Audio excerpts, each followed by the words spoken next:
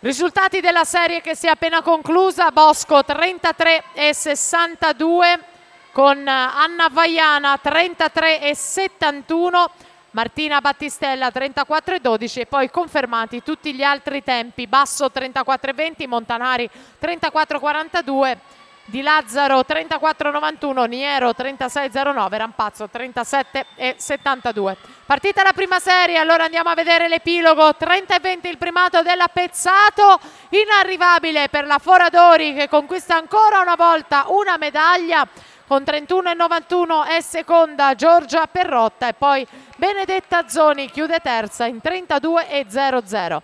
Quindi Zoni al terzo posto, Perrotta al secondo, ancora medaglia e questa volta è d'oro per Elena Foradori.